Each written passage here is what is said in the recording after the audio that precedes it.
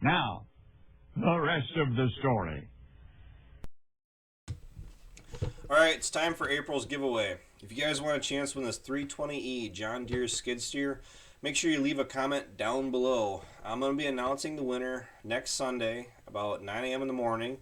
Keep an eye out for it and go ahead and enjoy the rest of this video. And welcome back. Well, you know, when decent weather, the nice weather is starting to hit in Wisconsin, and my uncle pulls out his GTO. This thing doesn't see salt ever, and this is the first time I've seen it this year, but I could try to tell you a whole bunch of specs about it that he just told me that I should tell you guys, but I don't know much about cars.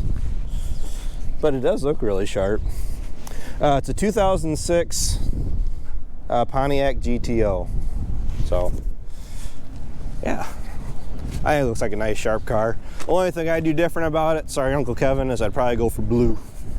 I'm just a blue guy. Maybe not necessarily a blue tractor guy, but maybe a blue car guy. Okay, so I'm going to talk to you guys a little bit about what I was doing today. This will probably be a pretty straightforward video. I think it's probably pretty good for a Sunday night. Of course, everybody likes longer videos Sunday nights. All right. The corn planter, progress has been made. Pretty much all the progress I can really do to it until the 4640 gets pieced back together from the jigsaw puzzle that it is. But I went through and finished up putting on the chains on the last 6 rows. So the chains are done. I'm waiting for some new fertilizer orifices because I lost 2 of them. But I can put the seed and insecticide boxes back on. That's irrelevant. I went through and greased it already, so it was easier to grease it without having the seed boxes on. I could reach down and do the tires and everything down there. I did not go through, let me clarify this one more time. I did not bother putting the insecticide chain on because we're not running granular insecticide anymore. If we run insecticide again, which it is a possibility, I don't think we'll be doing it this year. There really isn't any bug pressure that we're currently worried about. But we can actually put it through the insecticide. We can put it through the liquid fertilizer system, so we'll actually be saving ourselves a little bit of grief there. We can just mix it in, dump it in, whatever. So the reason that we're not going to put that chain on is that we're saving money. We're saving money and potential headaches, because another chain is another wear point, and it is another potential of that chain getting rusted and the links kinking. And across 12 of these chains, if you get one kink, what happens is that it jumps the sprocket and it kind of jerks the whole system and it makes it jump. That's a thing. It is very much a thing, because that's what we had happen to us last year. So we went through and changed all the chains out, and the chain that was really causing us problems we changed in season last year. But I definitely had noticed that the chains that were in all the row units, they are 3 years old. This will be, that sounds right, this will be the 3rd or 4th year with them. And we just went ahead and changed them out. Didn't really take me all that long. It was pretty straightforward. So I went through on all the chains that are brand new the last week of planting last year. We changed out everything up through here. They're fairly new, fairly good condition yet. They're not kinking or anything else like that. I did hit everything with WD-40 after I got done washing and greasing everything up last fall. Yes, I did go through and grease it last spring. It has been greased already after I got done washing it. The reason I do that is because after you wash it and you put new grease in it, it keeps any of the zerks from really locking up, and it keeps everything loose and free, and I don't have to worry about having to replace any grease zerks because they won't take grease. So I've been going through, and I pretty much do it with everything. I did it with the combine, I did it with the VT, the 630. The grain carts didn't get that attention, I guess, but oh well. But I just try to just do 1 or 2 shots of fresh grease in the zerks, so that way it does keep it fresh.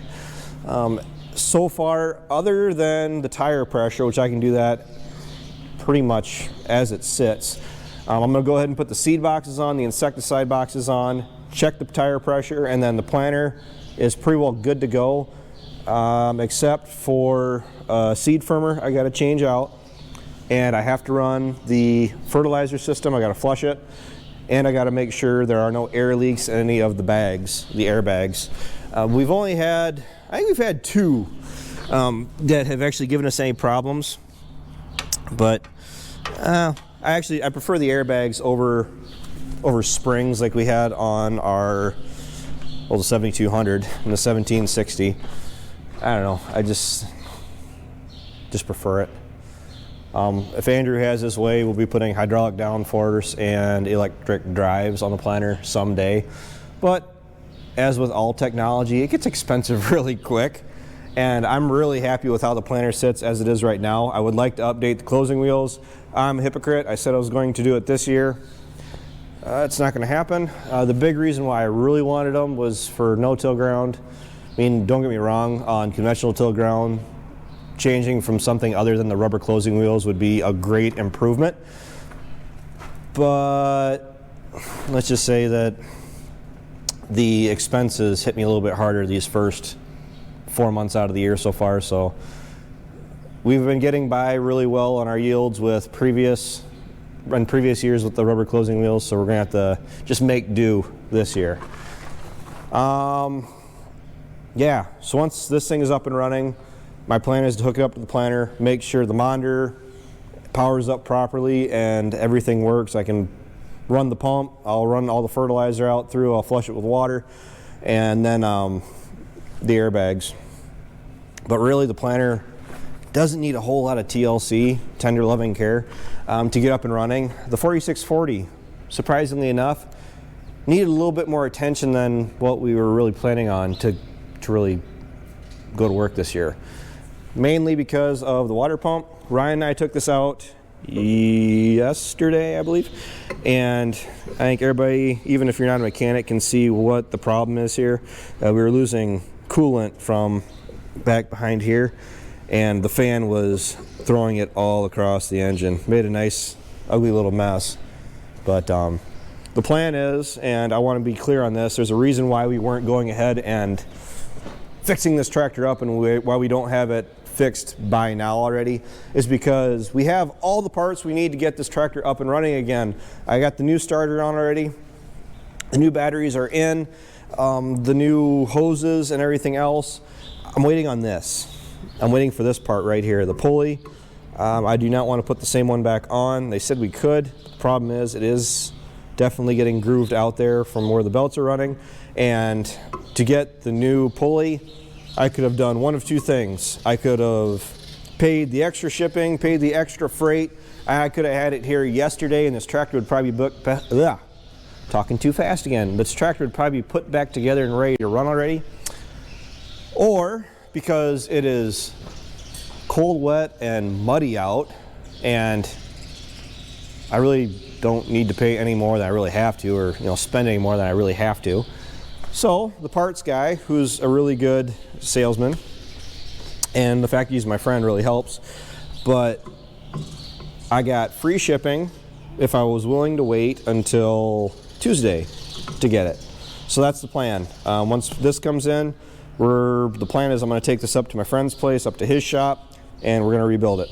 So really shouldn't be that bad. We just got to press a bunch of things off on it, and I'm planning on getting that on camera. Planning doesn't mean I will, but you guys know I'll definitely at least try. The starter, same thing. My salesman, friend, parts guy, upsold me on the gear reduced starter. It's not a John Deere starter. It's not the one that's really supposed to be on it originally, I guess is what I should say. But it was $500 less than getting the starter that was originally on here, a brand new one. I could have went through, we could have probably refurbished or rebuilt our other starter, but it's kind of like polishing a horse turd. I mean, it's been on here, from the looks of it, it's been on here since this tractor was new. I mean, it looks that old, and I've been told good things about these starters, so I'd rather have something that turns easier and faster